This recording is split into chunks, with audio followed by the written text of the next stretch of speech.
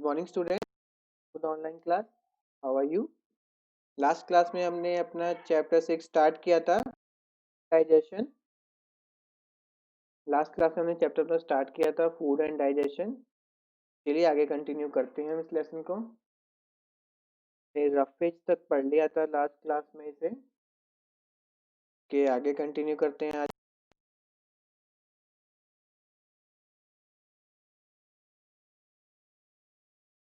Balance diet, चलिए समझते हैं बैलेंस डाइट क्या होता है। A balanced diet contains balanced amount of all the nutrients, carbohydrate, fats, protein, vitamins and minerals to with roughages and water। अब balance diet क्या होती है? एक ऐसा आहार, खाना, भोजन, ठीक है, जिसमें क्या होता है कि सारे न्यूट्रिएंट्स प्रेजेंट होते हैं। उसमें कार्बोहाइड्रेट भी मिलेगा हमको, फैट भी मिलेगा, प्रोटीन भी मिलेगा, विटामिन भी मिलेगा, मिनरल, रफेज, वाटर, सब चीजें होती हैं एक फूड में। ठीक है, ऐसा खाना जिसमें हम कार्बोहाइड्रेट्स भी खा रहे हो, फैट भी ले रहे हो, प्रोटीन भी ले रहे हो हम, ठीक है, विटामिन भी ले रहे हो, मिनरल्स भी, रफेज, सब चीज ले रहे हो, वो होता है एक balance diet. We need to take a balance diet for healthy growth and development of our body. अब हमारी बॉडी के डेवलपमेंट के लिए और अच्छी हेल्थ के लिए, ग्रोथ के लिए हमें बैलेंस डाइट ही लेनी चाहिए। देखिए यहाँ पे पिक्चर दे रखी है एक बैलेंस डाइट में। देखिए कार्बोहाइड्रेट्स भी है, यहाँ पे प्रोटीन भी है, रफेज भी है, ठीक है, फैट भी प्रेजेंट है, सब चीजें इस पूरी प्लेट पे। देखिए हमें इसी तरह का खाना खाना चाहिए जिसमें सब कुछ हमें मिले। ठीक है, ईटिंग टू मच और too little of any nutrient can cause diseases. अब देखिए कोई भी अगर न्यूट्रिएंट हम ज़्यादा खाएं या कम खाएं, दोनों से हो सकती है, इसलिए हमें बैलेंस में ही खाना चाहिए, ना ज़्यादा ना कम। ठीक है, ओके, चलिए आगे बढ़ते हैं। Food preservation. फूड प्रिजर्वेशन मतलब फूड को कैसे बचा के रखना है, उसको सुरक्षित कैसे रखा जाए वो समझेंगे।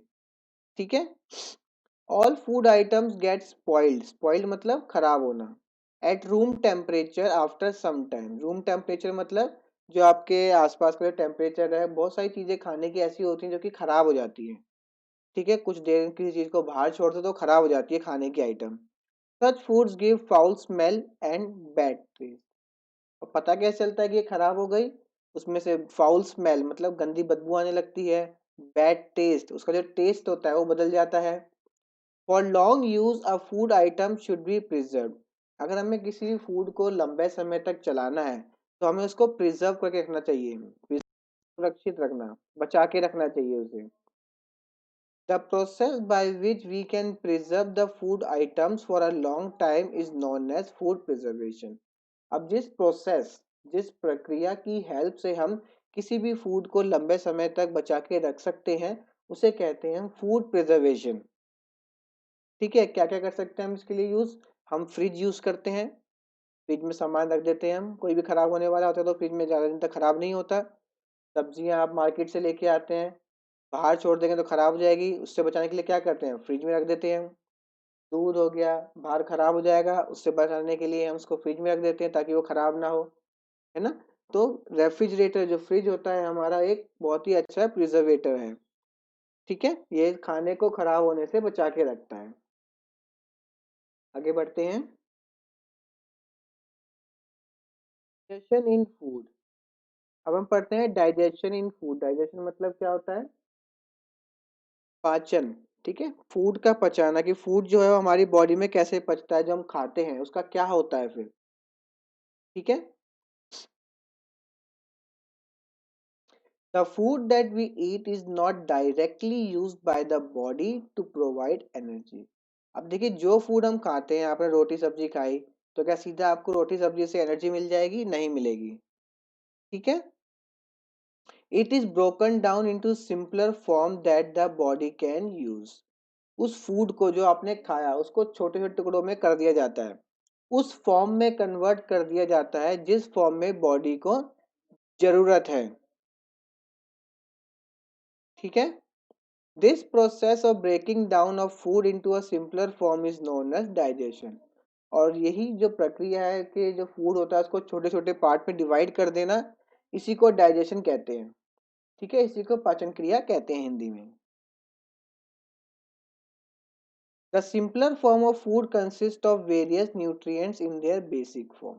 अब देखिए, जब फूड सिंपलर फॉर्म में हो जाता है, बिल्कुल ग्लूकोज की फॉर्म में हो जाता है, जो हमने रोटी सब्जी खाई ये सब चीजें ग्लूकोज की फॉर्म में हमारी बॉडी के अंदर। ठीक है, जब वो बन जाता है तो उसके बाद उसमें से न्यूट्रिएंट्स निकाले जाते हैं। ठीक है, उसके बाद उसमें से न्यूट्रिएंट्स निकाले जाते हैं। They are absorbed by the blood after the food has pass through the stomach. उसके बाद पेट में से होने के बाद जब फूड आगे बढ़ता है, तो जो ब्लड होता है वो उसको एब्जॉर्ब कर लेता है, सोख लेता है, उसमें जो भी जरूरत चीजें होती हैं, जो भी उसमें जरूरी चीजें होती हैं उसमें से वो सोख लेता है, न्यूट्रिएंट जो भी होता है उसमें से वो सोख लेता है। Digestion of food is a slow process. अब देखिए, जो डाइजेशन ऑफ फूड है ये बहुत ही स्लो प्रोसेस है, बहुत ही धीरे धीरे काम होता है, ये नहीं 1-2 साल में होता है, एक 4-5 घंटे लगते हैं इस काम को पूरा होने में।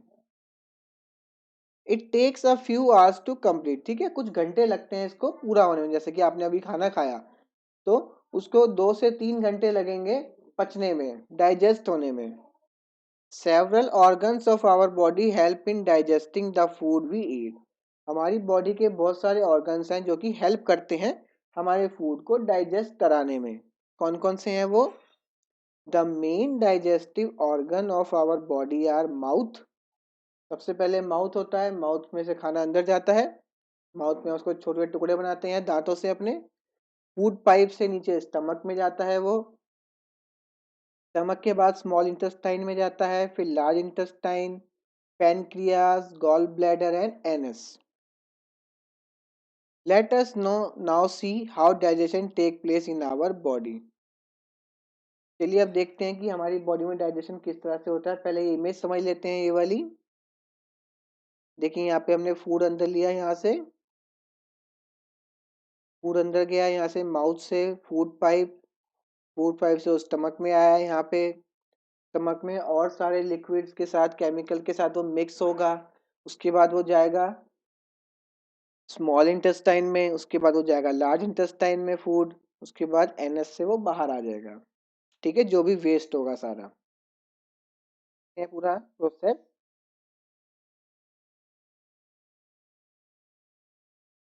Digestion of food starts in our mouth. जो फूड का डाइजेशन होता है वो हमारे माउथ से ही स्टार्ट हो जाता है। The teeth break solid food into smaller pieces. जो हमारे टीथ होते हैं वो बड़े बड़े टुकड़ों को छोटे टुकड़ों में कन्वर्ट कर देते हैं। The saliva gets mixed with these particle. Saliva क्या होता है? जो थूक होता है उसको सलाइवा कहते हैं। फिर वो उस फूड के साथ मिक्स हो जाता है। ठीक है, वो पेस्ट बन जाता है एक लिक्विड, ताकि उसे नीचे तक ले जाने में आसानी हो। Saliva also helps in breaking the starch into sugar. जो सलाइवा होता है वो हमारे जो फूड में स्टार्च प्रेजेंट होता है उसको शुगर में कन्वर्ट करता है, हेल्प करता है। अब माउथ के बाद फूड कहाँ जाएगा? The food goes through the food pipe and pass to the stomach. अब हमारे फूड पाइप से होते हुए वो स्टमक में पहुंच जाता है। The stomach with its movements breaks the nutrients in in more simpler form by adding juices and passes this into the intestine। अब स्टमक क्या कहता है? अपने केमिकल्स की मदद से, ठीक है, अलग अलग मूवमेंट की मदद से उसके और छोटे छोटे टुकड़े कर देता है, उसमें और केमिकल मिक्स हो जाते हैं जो कि पेनक्रियास से आते हैं, लिवर से आते हैं। ठीक है, ये सब मिक्स हो जाते हैं उसमें, ताकि फूड और आसानी से ब्रेक हो जाए, उसमें से न्यूट्रिएंट्स अलग अलग हो जाएं। उसके बाद ये फूड हमारा कहाँ जाता है? फूड जाता है हमारा इंटेस्टाइन में, स्टमक के बाद इंटेस्टाइन में। Proteins are digested in the stomach. लेकिन स्टमक में क्या डाइजेस्ट हो जाता है? प्रोटीन। जो हमारे फूड में जो भी प्रोटीन रहेगा वो स्टमक में ही निकल जाएगा, हमारे ब्लड में आ जाएगा। The food in the stomach becomes like a thick soup and passes into the small intestine. हमारे पेट में, स्टमक में जो भी हमने खाया कैसा बन जाता है? सूप जैसा बन जाता है। ठीक है, जैसे सूप देखा है ना आपने, गाढ़ा गाढ़ा सा होता है, लिक्विड ज्यादा होता है उसमें, उस तरह का हमारा सारा खाना बन जाता है और उसके बाद वो इंटेस्टाइन में चला जाता है, स्मॉल इंटेस्टाइन में। The small intestine is a long coiled tube. अब स्मॉल इंटेस्टाइन क्या होती है, देखो ये वाली में दिख रही है ना आपको, ये होती है स्मॉल इंटेस्टाइन। इसमें लॉन्ग होती है लेकिन ये पूरी तरह से पैक्ड होती है हमारी बॉडी के अंदर। फिर फूड जो है इस इंटेस्टाइन के अंदर जाता है। अब यहाँ पर क्या होता है, the liver and pancreas pass their juice into the intestine which help in complete digestion of nutrients। अब देखिए लिवर और पेनक्रियाज ये कुछ लिक्विड्स बनाते हैं, केमिकल्स बनाते हैं, जूसेस कहते हैं इनको, ठीक है। ये इंटेस्टाइन के अंदर छोड़ देते हैं अपना केमिकल, जो कि फूड के साथ मिक्स होके न्यूट्रिएंट्स के साथ मिक्स हो जाता है और ब्लड्स में चला जाता है। The liver secretes bile that helps to digest fat. अब जो लिवर जो जूस बनाता है उसे क्या कहते हैं, बाइल। ठीक है, जो कि हमारे फूड के साथ डाइजेस्ट करने में मदद करता है और फैट डाइजेस्ट करवाता है। हमारी बॉडी में हमारे फूड में जो भी फैट रहेगा वो इसकी मदद से डाइजेस्ट होगा। ठीक है, the simpler form of nutrients is mix with the blood. फिर जो और टुकड़े हो जाते हैं उसके वो हमारे ब्लड के साथ होता है। The nutrients contain blood is pass to other body parts through the blood vessel. अब देखिए उस ब्लड में अब न्यूट्रिएंट्स आ गए, अब वो ब्लड जब पूरी बॉडी में घूमेगा तो पूरी बॉडी को न्यूट्रिएंट्स भी देता रहेगा वो। Digested food goes into large intestine. अब देखिए जो खाना बच गया, जो आपने फालतू का बेकार का खाया, जो बच गया, इसमें ना न्यूट्रिएंट था ना प्रोटीन था, कुछ भी नहीं था, वो सारा वेस्ट खाना हमारा लार्ज इंटेस्टाइन में आ जाता है। ठीक है, the blood vessels in the walls of the large intestine absorb the extra water and carry it to the kidney.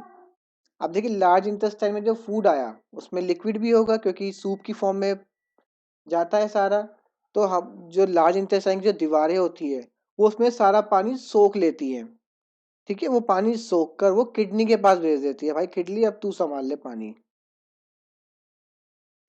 ठीक है, the semi solid waste is thrown out from the anus. और फिर जो बचा हुआ जो वेस्ट हुआ वो हमारे एनएस से बाहर निकल जाता है। ठीक है, तो वे सब जाते हैं, तो जो फूड बाहर निकलता है वो सारा वेस्ट ही होता है। ठीक है,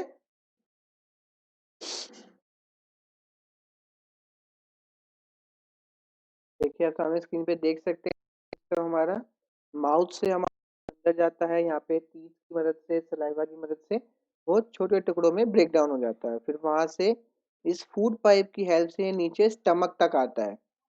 ठीक है, स्टमक में वो लिक्विड्स के साथ मिलके यहाँ पे क्या अलग हो जाता है, इसमें से प्रोटीन अलग हो जाता है स्टमक में हमारे।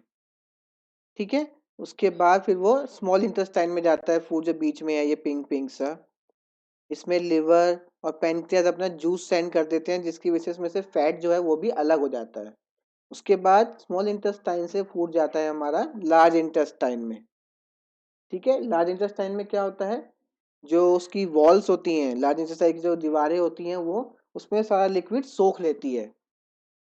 ठीक है, और वो सारा लिक्विड किडनी के पास सेंड कर दिया जाता है, भेजा जाता है।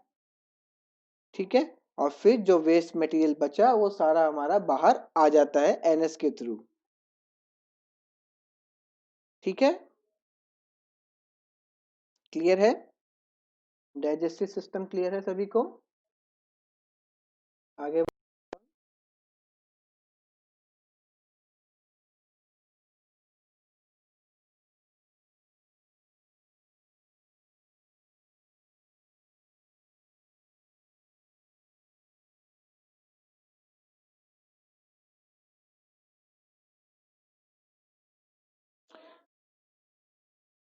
Healthy eating habits for proper digestion.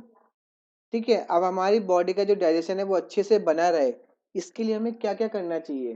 ठीक है, अब हम वो पढ़ने वाले हैं, ध्यान से पढ़िएगा समझिएगा। Eat food at fix time. जो भी हम खाना खाते हैं वो एक सही समय पर हमें खाना खाना चाहिए। Do not swallow food without chewing. बिना चबाए हमें खाना नहीं निगलना चाहिए। स्वेलो मतलब निगलना, चूइंग मतलब चबाना।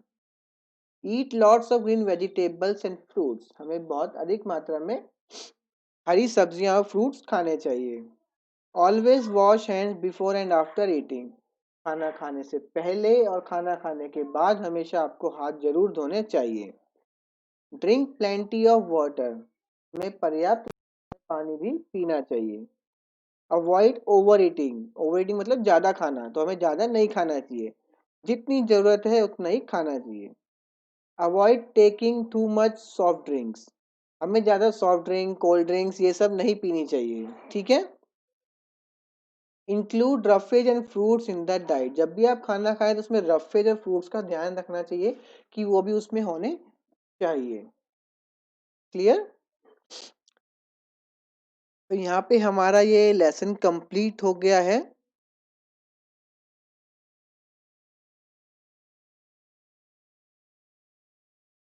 देखिए हमारा जो डाइजेस्टिव सिस्टम है पूरा, अगर उसको लंबाई में रखा जाए, एक लंबाई में अगर पूरा डाइजेस्टिव सिस्टम अगर हम रखते हैं तो 25 फीट 25 फुट जितना लंबा आदमी चाहिए, अगर जो हमारी इंटेस्टाइन है वो फोल्ड फोल्ड की फॉर्म में ना हो अंदर, ठीक है।